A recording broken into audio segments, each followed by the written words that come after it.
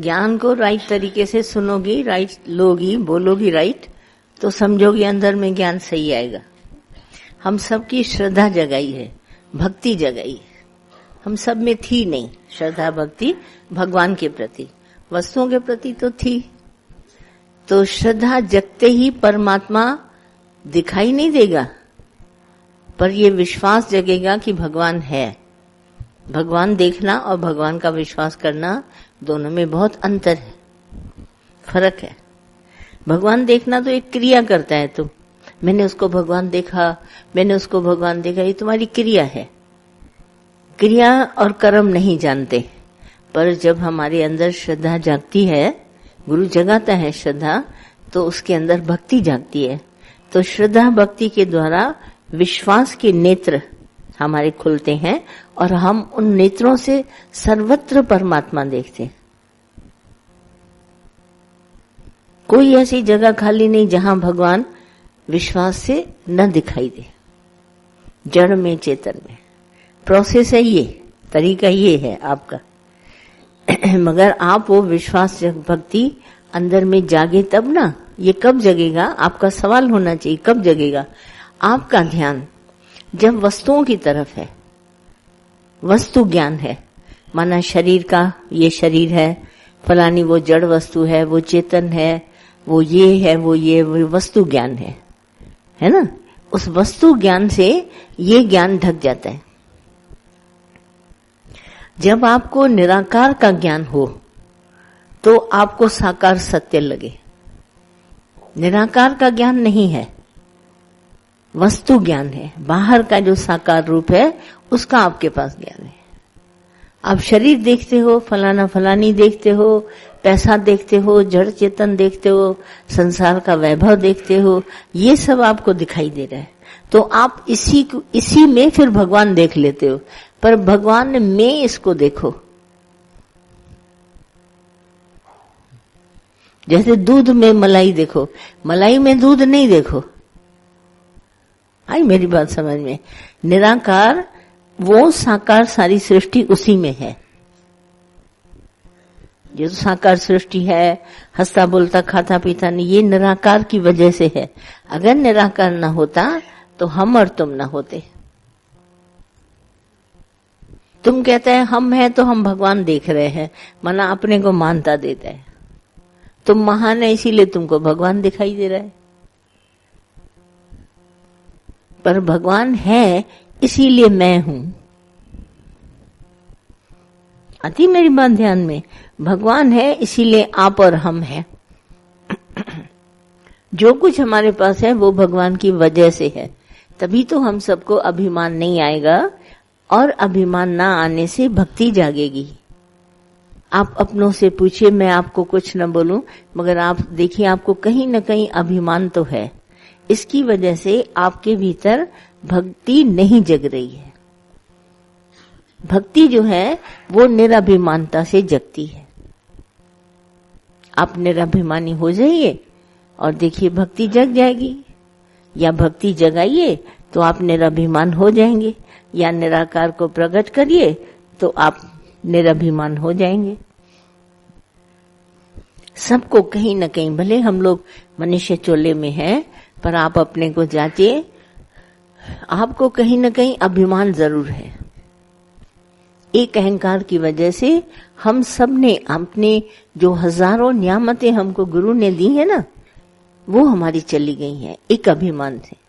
देखिए जैसे रावण के पास सब कुछ था, सब नियामतें थी, मगर एक अभिमान ने उसकी सारी नियामतों को राख बना दिया। ऐसे ही मेरे पास सब हो पर एक अभिमान हो तो मेरी सब राख है, और जब मेरे पास अहंकार नहीं है और सिर्फ भक्ति है तो भगवान है मेरे साथ, फिर मुझे किसी भी नियामत की आवश्यकता नहीं। फिर भगवान है तो सब है, रब है तो सब है।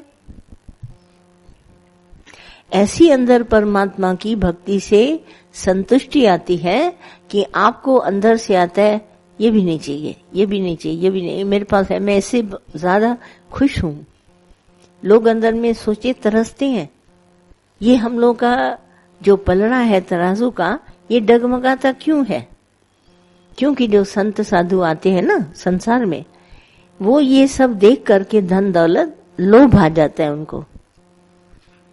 शिष्यों का लोभ, दान दक्षिणा का लोभ, अपने धन का लोभ, आश्रम टिकाना, तो उनका तराजू डिसबैलेंस हो गया। वो इसी में जमा करने में लग जाते हैं, लोभ, और भक्ति खत्म हो जाती है। यही संसार का लोभ आ जाते हैं उनके ऊपर।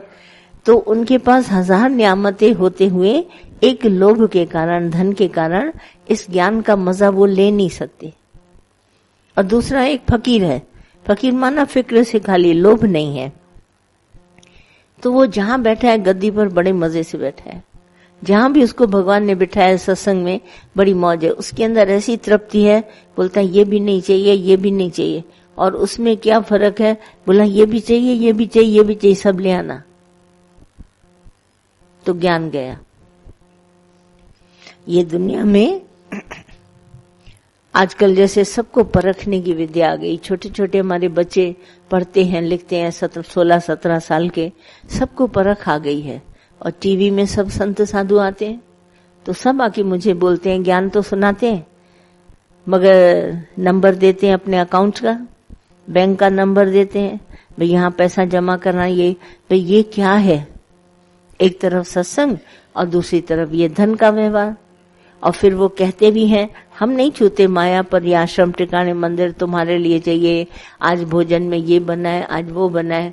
तो हमारा जो यंग जनरेशन है ना, वो इन सब बातों को बहुत अच्छे से वॉच करता है, उनके ऊपर कभी विश्वास नहीं करेगा, कभी नहीं करेगा, चाहे कितना भी आप उसको बोल दीजिए। तो उसको क्या चाहिए? एकदम ज्ञान चाहिए विथ प्योरिटी, ऐसा अंदर में सत्य हो ये ज्ञान का कि अहंकार का नामो निशान नहीं। समत्य योग से, जैसे मैंने कल भी आपको बोला, ये ज्ञान हमारा समत्य योग से चलकर समत्य योग में ही रहता है। अगर तुमने भेद किया तो ज्ञान तुम्हें छोड़ जाएगा, और जहां तुमने समत्य योग जल गया वहां तुम्हारा समत्य योग जग जाएगा, और जहां तुमने ये किया भेद, वहां रुक जाएगा। ये अंदर में जानो, भेद आए, क्योंकि हमारा ज्ञान भेद में रहता ही नहीं है। जब आने वाले, सुनने और सुनाने वाले को, गुरु नानक साहब ने बहुत अच्छी बात कही है, बोला जो शक्ति आपके अंदर सुनती है वही शक्ति मेरे अंदर बोलती है। तो आप परमात्मा जो स्वयं है शरीर में, वो खुद ही सुन रहा है और खुद ही बोल रहा है। तुम ये ना सोचना हम बोल रहे हैं वो सुन रहा है।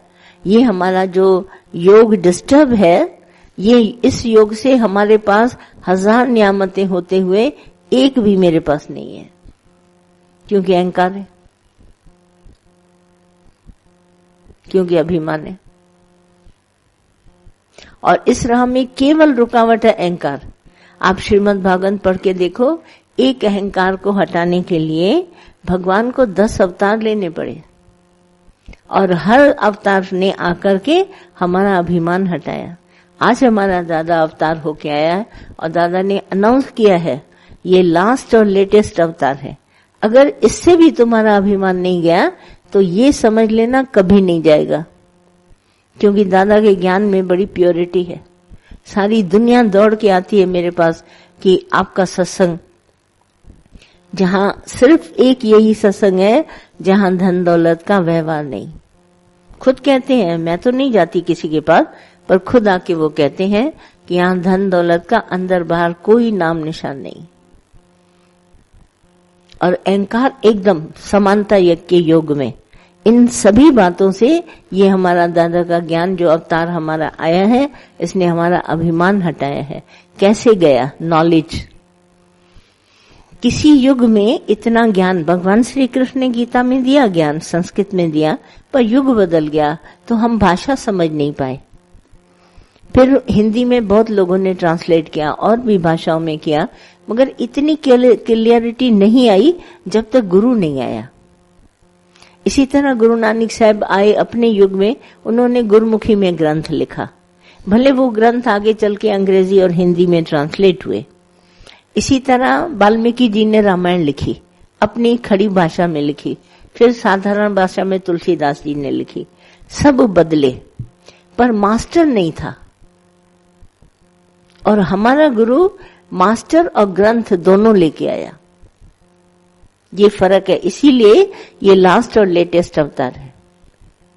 मास्टर ने खुद अपना अनुभव जगाया और अनुभव का ज्ञान हम सबको दिया, और मास्टर स्वयं अनुभव का ज्ञान, इतिहास साथ में लाया है और खुद बता रहा है।